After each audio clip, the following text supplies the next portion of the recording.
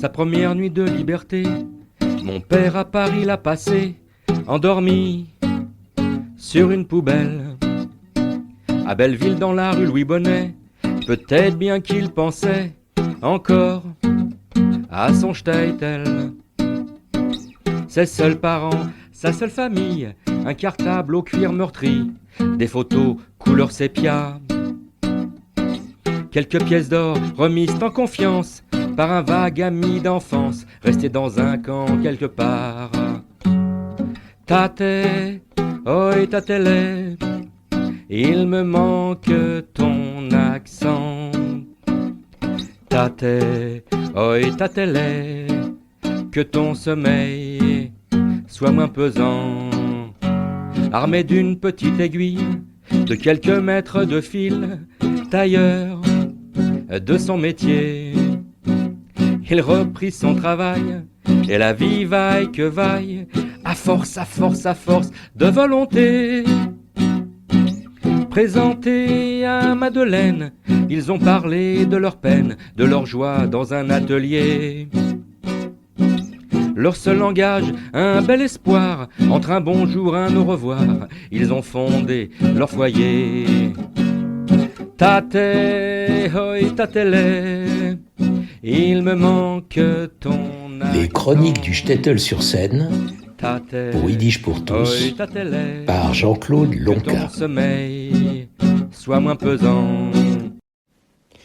Bonjour à toutes et à tous, y compris celles et ceux qui n'ont pas bu de la boldoflorine, la bonne tisane pour le foie, tant vantée à la radio autrefois. Surtout qu'après des fêtes, c'est la défaite du foie, des intestins et autres organes trop sollicités. La boldoflorine, une tisane à base de boldo, séné, bourdaine et romarin, en automédication et pour le traitement de la constipation. Je me souviens bien du thème musical chanté. La boldoflorine, la bonne tisane pour le foie. Une véritable scie pour la tête, et alors fallait prendre de l'aspirine. La boldoflorine, la bonne tisane d'après les agapes de fin d'année. Que cette nouvelle année soit une année de paix et d'enrichissement de nos connaissances. L'avantage d'écrire « enrichissement de nos connaissances » est que cette phrase peut être interprétée de plusieurs façons si vous êtes un dragueur intellectuel. Si, ça existe. J'en avais parlé, cela m'avait été aussi demandé gentiment. Alors, le Tintin qui sommeille en moi a pris ses notes éparpillées et a tranquillement fouillé dans ses souvenirs et sur le net. Je vais vous narrer la rue de Lancry et faire comme dans les journaux d'autrefois, vous livrer tout ça en feuilleton avec un épisode par semaine. Demandez Paris Presse l'intransigeant. Non, pas celui-là qui était antisémite et qui fut avalé par François en 1970. François, le matin de Paris, l'aurore et le hérisson, dont le papier était de couleur verte, et Unser Stimme, Unser Wort.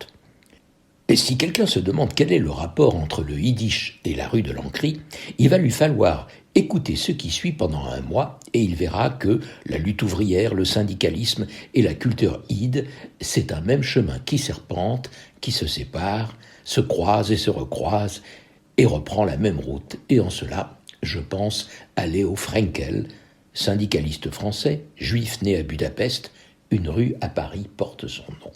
Je suis sûr qu'un grand nombre d'entre vous ignorent qui est cet homme. Mais aussi, il y aura des détails sur la rue qui n'ont rien à voir avec la Yiddishkeit. Mais encore, sauf que la rue de Lancry fut aussi un shtetl à part entière avec ses ateliers et ses commerçants. Au fait, il y a des gens qui s'appellent Lancry et qui sont yid. De plus, dans un bon nombre de quartiers ou de rues dans la capitale, et je suppose que dans d'autres villes il en fut de même, le yiddish était d'usage. Place au feuilleton. Quand on s'installe quelque part, certains se moquent totalement de savoir ce qu'est son quartier. Par mon père et ma mère, j'ai toujours eu l'envie de savoir tout sur mon environnement. Mon père aimait connaître les noms des rues et pourquoi elles portaient ce nom. C'est lui qui m'a expliqué le nom de la rue de Lancry. Comment le savait-il ? Mystère. Je n'en sais rien. Pas d'internet en ce temps, mais je suppose qu'avec le temps, vu qu'il n'avait pas son pareil pour discuter avec un inconnu, il a fait connaissance avec des anciens du quartier et au cours de discussions. Avant de raconter la rue de Lancry, remontons bien avant la Révolution française et en premier dans les années 1770, année où, en avril, le futur Louis XVI épouse Marie-Antoinette d'Autriche par procuration. Le premier qui me demande comment il se l'est procuré fera preuve du même humour que moi. Je confirme aussi que ni le roi, ni son épouse ne parlaient yiddish. Entre le boulevard Saint-Martin et la rue de la Grange-aux-Belles, ce n'était qu'un immense terrain. La rue René-Boulanger s'appelait alors rue de Bondy, et le 3e arrondissement jouxtait le 5e. Ça deviendra le 10e plus tard. Le boulevard de Magenta n'existait pas, puisqu'il ne sera créé qu'en 1864, et pour ce faire, des rares immeubles qui prolongent alors la rue de Lancry seront détruits pour que la rue se fraye un passage. Un artificier du nom de Torre, un homme qui avait encore toute sa raison, évidemment, cousin des Italiens Ruggieri, les spécialistes des feux d'artifice, créa en 1761, dans la rue de Bondy, parfois confondu avec le boulevard Saint-Martin dans certains écrits, tant le boulevard et la rue sont proches, un théâtre appelé Vauxhall ou Vauxhall pour y présenter des pantomimes. Dans le spectacle, la pyrotechnie jouait un rôle primordial, vu qu'il était artificier. Mais les nuisances sonores dérangeaient les voisins. Aussi, les féeries pyrotechniques furent interdites, et Torre se tourna alors vers des fêtes foraines et des comédies musicales. C'était, au dire des âmes bien pensantes, un haut lieu de perdition où la bourgeoisie allait s'encanailler, ce qui fait réfléchir, et par déduction, on peut aisément dire que le bas peuple n'allait pas s'encanailler puisqu'il était considéré comme de la canaille. Le Vauxhall pouvait accueillir 2500 personnes. Il y avait aussi des réunions de partis politiques. Cette salle était située au numéro 48 de la rue René-Boulanger. En 1769, le bâtiment fut modifié, il changea de propriétaire, puis déménagea. Concernant le nom de Lancry, il est porté par un bon nombre de personnes, dont Chris Lancry, un bluesman œuvrant en France, Yehuda Lancry, un ambassadeur à Paris dans les années 90, qui fut une figure importante de la diplomatie, représentant éminent d'Israël à Paris, député à la Knesset, puis ambassadeur aux Nations Unies, ou encore Romain Lancry, un comédien et scénariste français qui fait partie du groupe d'humoristes Le Comité de la Claque. Le monsieur Lancry, qui a donné son nom à la rue, était un bourgeois nanti. Euphémisme, non ? Un bourgeois n'est-il pas censé être nanti d'année en année plus qu'anéanti ? Qui possédait le terrain depuis le boulevard Saint-Martin jusqu'au Cadal, qui n'existait pas encore de son vivant. Les débuts des travaux débutent en 1805 et il est inauguré en 1825. Monsieur Lancry était associé à monsieur Lolo. Et nul ne sait s'il fut un saint homme. Ouais, c'est nul, je l'avoue.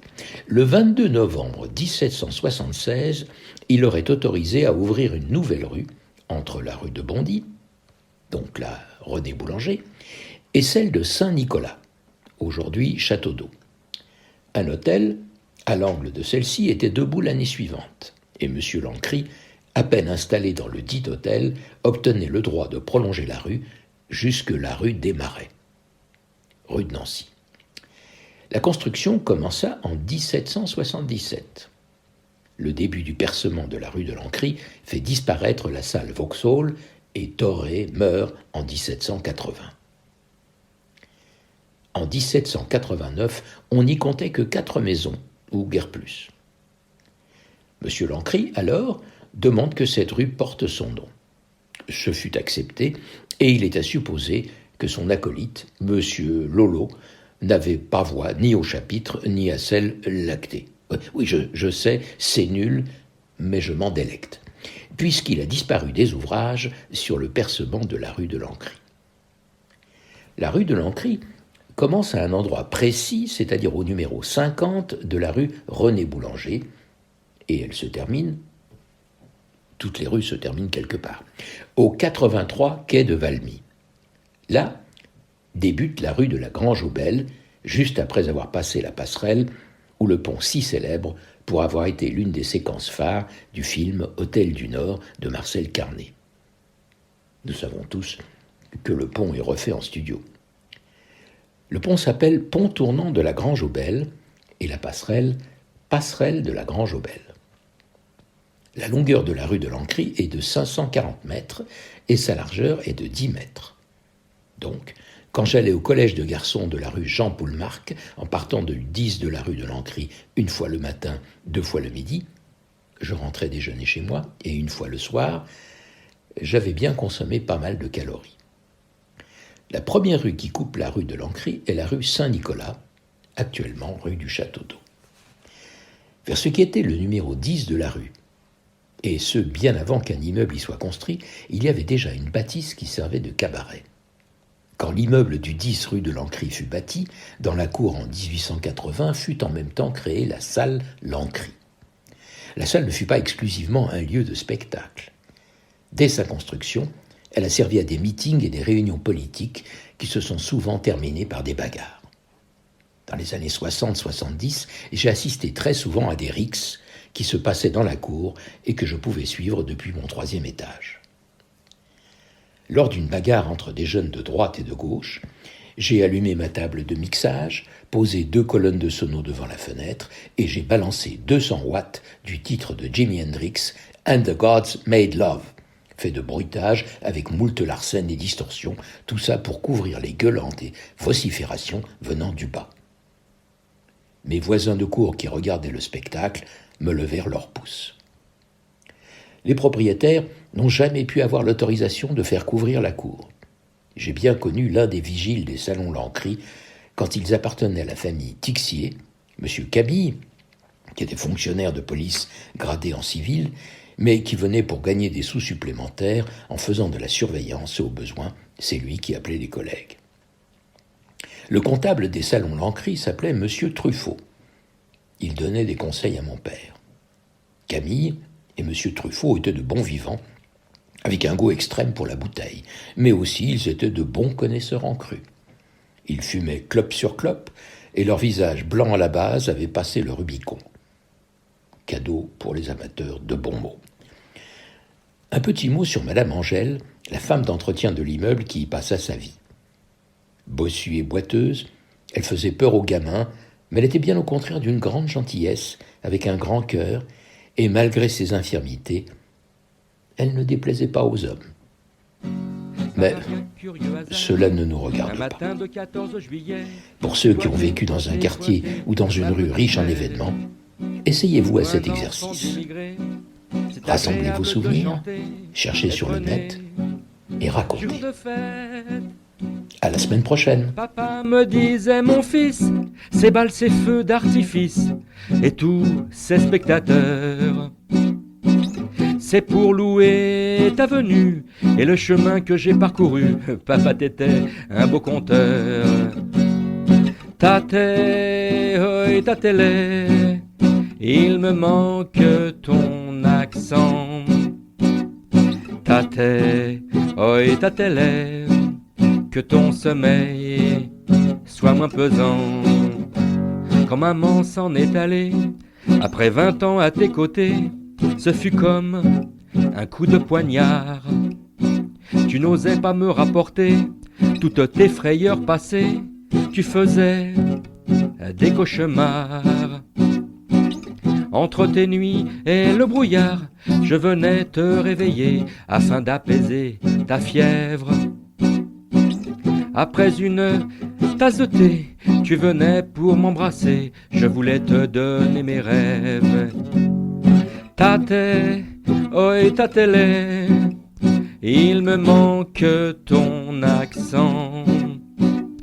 Tate, oi, tatele, que ton sommeil soit moins pesant. Vous venez d'entendre une émission originale de Radio Yiddish pour tous.